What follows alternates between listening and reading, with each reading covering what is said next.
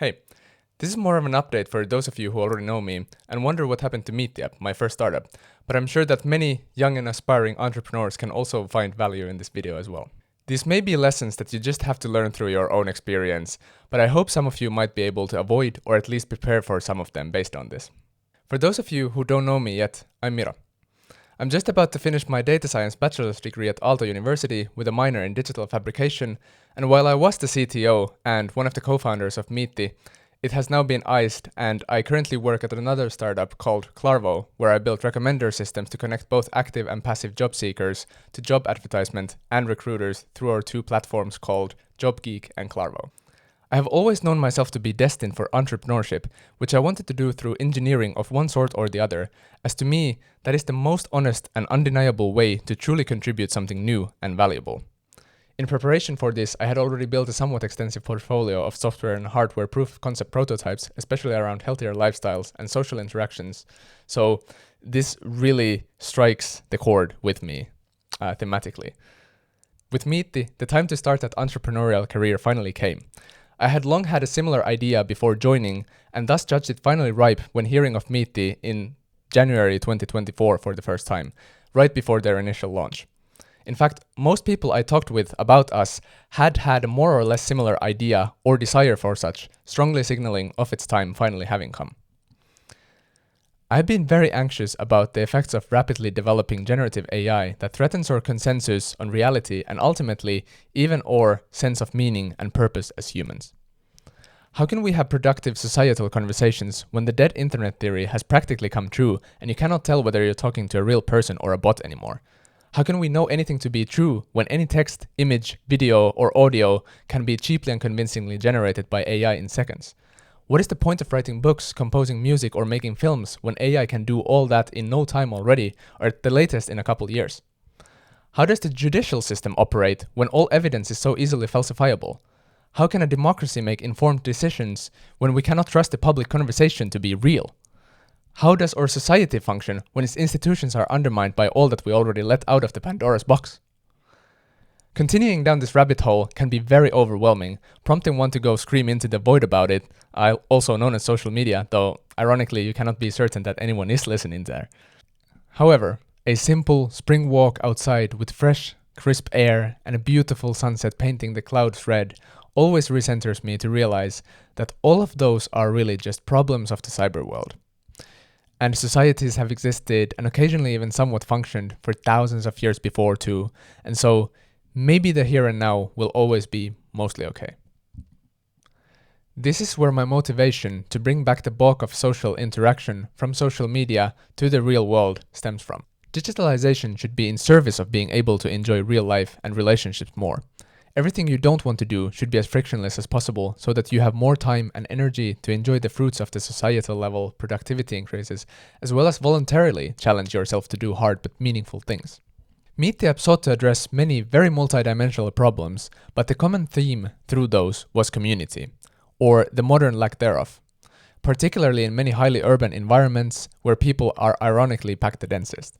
The root cause for many of the particular problems that we aim to address can be traced to the majority of social interaction moving from real life into the realm of the digital, which leads to information simultaneously being lost, corrupted, polluted, overwhelmed, underdeveloped, and overemphasized. First, second, and third degree side effects include miscommunication, misrepresentation, impersonal interactions, lack of close connections, siloing, polarization, social fragmentation, loss of local community, isolation, loneliness, withdrawal, and disengagement, all of which can make it more difficult to find friends and build and maintain active local communities, which often matter the most in terms of well-being and a sense of purpose. In environments where Dunbar's number is greatly exceeded, it is no longer possible to intimately know every person around, and thus many people often tend to lose their sense of local community and belonging, particularly without hobbies, highly concentrated extended families, religious groups and the like, where people would regularly meet in smaller groups outside of work contexts. Without active friends from such groups to go with, it can be very intimidating to start new hobbies, find activities, and attend events where such communities could be found, joined, or built, leading to a vicious cycle of less frequent contacts leading to less activity and thus less opportunity for more social contacts. Furthermore, social media algorithms optimize for time spent on their platform and thus push massive volumes of highly anxiety-provoking content upon people, distorting their view of the world and leading to unprecedented polarization and further feelings of isolation when even familiar people only present their best moments and achievements, even when neither the overall worldview nor happiness of the average citizen has drastically changed, at least towards the positive. Excess social media use has also been demonstrated to be a major driver of loneliness and depression. In fact, loneliness has been declared a global health threat by the World Health Organization, and despite shallow interactions on social media where one cannot tell whether they are talking to a real person or LLM anymore, many people feel more disconnected than ever. This is not helped by appearance-focused, commodified dating apps where most active users often tend to feel the loneliest as well. Finally, from a purely practical standpoint, even if one did have a lot of friends, assembling them all simultaneously from various corners of various ever-growing cities in a forever accelerating world just to play a casual match of backyard football with 10 people can often be logistically next to impossible as well, assuming that everyone wants to participate in the first place and someone knows a good spot for the activity. In my perspective, the problem we attempted to tackle can then perhaps be distilled as forgotten local agency, referring to how many people largely live in digital spaces such as social media and video games and perceive them as more relevant to their lives than they actually are, while forgetting that most of their quality of life likely comes from their immediate environment, habits, and close relationships in the real world, over which they can often also have the greatest influence. I have seen people get mad at each other for failing to tap a heart icon or to send a picture to the other without any substantial content on social media while being the best of friends in the same room. Everyone knows about the presidential elections, but few can name even a few topics in municipal elections. Some even comment on posts about the Great Pacific Garbage Patch while dropping trash on their way home. Many fail to realize that their focus should expand from their current environment outwards instead of the opposite, which is so easy to fall into in the world of global clickbait news articles and carefully psycho-engineered social media algorithms serving our worst tendencies while profiting off our attention. This results in doom scrolling and sky-high phone usage times, taking away time, energy, and attention from local life with its highs going unexperienced and lows unattended. This, on the other hand, leads to less active and more sedentary and isolated lifestyles, leading to poorer overall physical, social, and mental health, often leading to vicious cycles where less energy and contact with other people makes it all the more harder in the future, leading to feelings of isolation, loneliness, and loss of community. In response to this, tribes are found online, leading to polarization, and the only exposure to the opposite side is often the most misrepresented. This goes on, but The Social Dilemma is a great documentary on the topic for all those interested to go deeper. Our response to all of this was Miitti App, a map-based social app that connected people in the real, physical world over local activities and shared interests in an effort to make your city feel like an inviting, open playground again. For me, personally, the idea started already 5 years ago as a platform for finding the active local parkour scene by way of training spots on a map and activity statuses indicating if anyone is currently training at one, along with the possibility to post challenges and accomplishments related to them. But eventually evolved to encompass first all sports and finally all micro-events, also known as Miittis in spoken Finnish. These could range anywhere from going for coffee, drinks, co-working, board games or bar crawls with friends, to attending festivals and concerts with strangers, or finding people to volunteer, jam, or have a language exchange with. Reflecting on the common thread through all of these, I discovered that my attraction to the idea stems from the desire to bring back the majority of social interaction back from social media to the real physical world, once again, in a more spontaneous manner, imitating that of knocking on your neighbor friend's door and wandering to the playground to see who's there as a child, instead of excessively texting back and forth and failing to go due to getting distracted by your phones eventually. Our high-level vision was then to bring social life back from social media into the real world. Thus, Miitti's goal became to become the platform where users can discover the local scene for any activity, the places where it's happening, and most importantly, the friends to go with, whether they're already familiar or complete strangers until now. We focused on activities as a means of bringing people together rather than the people shopping typical of dating apps, as this makes meetings more natural as participants' expectations are shaped entirely by the defined activities instead of anything else. To further this goal more and serve also pre-existing friend groups and returning users, we also wanted to make organizing meetings, gatherings, and events easier and more spontaneous overall. We aim to address the growing need for increased community spirit, making new friends, alleviating loneliness, reducing siloing, and activating people both socially and physically by encouraging genuine, real-life interactions over limited social media communication, where authentic and open in-person encounters foster a sense of unity, belonging, and meaning, as well as mutual understanding. These, in turn, lead to new ideas, groups, communities, businesses, more vibrant local scene, and increased demand for experiences and local businesses offering activities, events, and facilities, whom we wanted to connect with interested users in order to foster connections between them and the locals to retain a very varied and vibrant offering of truly personal services as a part of our sophisticated business model, where the best of the brick-and-mortar businesses and event organizers could attract new customers with their facilities and events, whereas our users could find interesting commercial real-life experiences in addition to non-commercial ones, and we act out our mission of bringing social life back from social media to the real physical world. We managed to gather close to 1,000 Finnish users ranging from 18-year-olds up to 60-year-olds, along with a few partners, and even saw tens of micro-events posted on the platform over the year with practically no marketing whatsoever. In fact, my original meeting with the CEO of Miitti was the very first micro-event on the platform, which at that point was quite a selling point. However, all platforms face the chicken and the egg problem of how to attract people with the premise of being able to interact with other people when there are none, and we failed to overcome this on this run. Even some hundreds of people scattered around Finland is simply not enough to catalyze many spontaneous local events, especially when many were likely just passively curious friends and family, perhaps waiting for others to break the ice, or are only in due to their interest in you in the first place, not because of your product.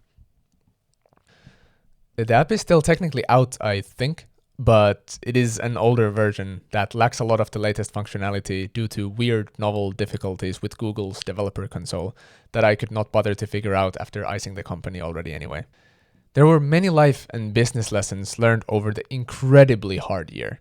I joined a team of around 6 people in January when I was still doing my digital fabrication minor, which pretty much consists of a project a week for 18 weeks straight, following the Fab Academy curriculum, and I had multiple courses on top of this as well, despite the course explicitly warning against this. In the summer, I also worked at Nokia doing machine learning for 5G and 6G research during the day and refactored our app alone during night, after our previous developers had moved on to new projects, and so I effectively worked 2 full-time jobs, as Miitti was still purely equity-based with no salary, and was not sustainable. In the fall, after concluding my work at Nokia, my studies continued, which allowed me to make Miitti a full-time plus effort by pretty much saving all the studying to the last week of each period, culminating in an insane crunch in the form of an entire week with 8 hours of sleep and 5 meals in total, in preparation for our Finnish Dragon's Den appearance, where ultimately Elias Aalto was still not even satisfied with the performance of the app due to it being the unoptimized development version for live debugging compiled just 6 hours before on an old €100 Android that made its way into his end instead of my Pixel 8 Pro that Ronnie got. No complaints were heard from that end though. So another lesson is to either make sure that your demo devices are good enough to really handle the development versions, or then just try to budget in the time to really give a published production version already. Though we also had difficulties with that because we wanted to add Miittis for the Lions to see, kind of simulate, for example, Ronnie having a football meeting at an Espoo football field, but we obviously couldn't publish that in the actual app since we were still contractually obligated not to disclose our appearance on the Finnish Leijonaluola at that point yet. So we kind of didn't have a choice but to use the development version. The Flutter development version is pretty performant on a high-end phone, but on a lower-end one, it's not quite so. And I wonder if Elias Aalto really even understood that it's possible to have such a version of the app, because on Android you can just compile the app and have that on the phone as an unoptimized development build. But on Apple, you're not even able to unplug the phone with a development app on it, probably because it wouldn't look good to have something not super performant on an iPhone. I don't know. All of this insane work cost me much of my social life, sleep, exercise, and all my hobbies, which, to be fair, I had been ignoring already before due to intense studying and building other projects in preparation for this. Most of all, it likely cost me my 5-year relationship. It probably wasn't the cause or even the primary reason, but my resulting lack of time, attention, energy, and effort certainly played a major part and did not help. I am really sorry for this. At the same time, I'm not sure whether I would have learned and achieved everything I have thus far without doing it, as I didn't know any better, and my unyielding drive coupled with my perfectionism would not have allowed me to do anything else. You can only work smart when you have first worked incredibly hard. And I am forever grateful to you, Rosa, for enabling this, but I really am sorry for how unavailable that made me. As to the actual building, I had no experience whatsoever with any part of the Flutterfire tech stack that they were using, but I had done just enough projects with React and everything else to be confident enough in myself to know that I could figure it out.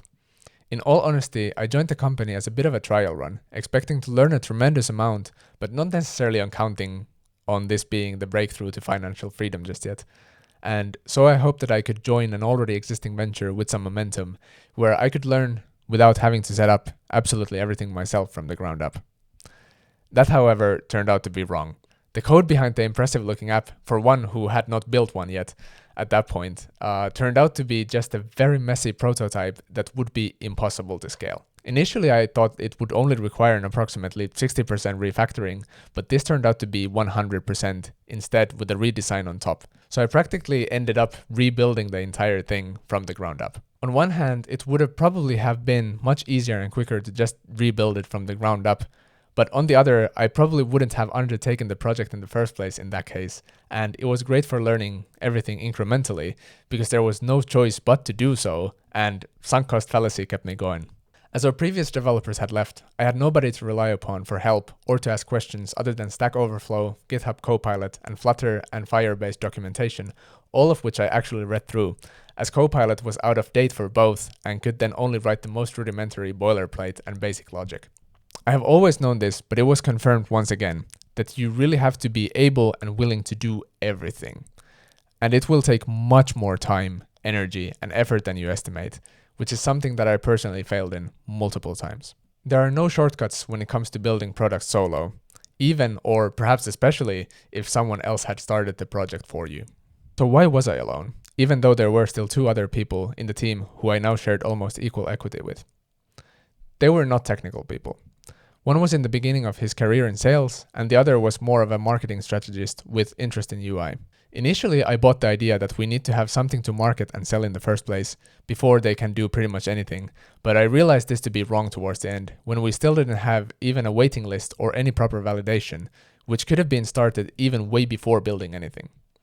Then we got stuck in the MVP not being enough for us and just adding features to it without any validation. Additionally, there was practically no social media presence, no blog posts, no potential user groups or investors to engage with, or any prepared marketing material even days before the relaunch. Even if it were true that there wasn't much for them to do, despite me also writing our business plans and pitches on the side, the question must be asked of what value are you then bringing to the company at this point of its trajectory? It became clear to me that the other founders seemed to be in it more for a fun side hobby rather than truly revolutionizing the world by converting your own blood, sweat, and tears into value for customers, and so I felt like I was doing a bit of charity for them. I still remember the distinct moment where our different ambition levels were revealed when I asked one of the co-founders if he would do 1 16-hour workday if the success of the company depended on it, and he practically laughed after I had just done a few myself right before. Not a loud laugh, but a sort of a scoffing. There are great people whom I like to hang out at our meetings, which was kind of problematic in a way as well, because our meetings often stretched and kind of got off track, which is something that you also want to make sure does not happen if you're actually serious about building something and utilizing the hours in your day most productively. But we had different expectations of the company and of each other as key characters in it, and it felt like even they were a bit tired of the entire thing already a bit before, having done it for around a year when I joined.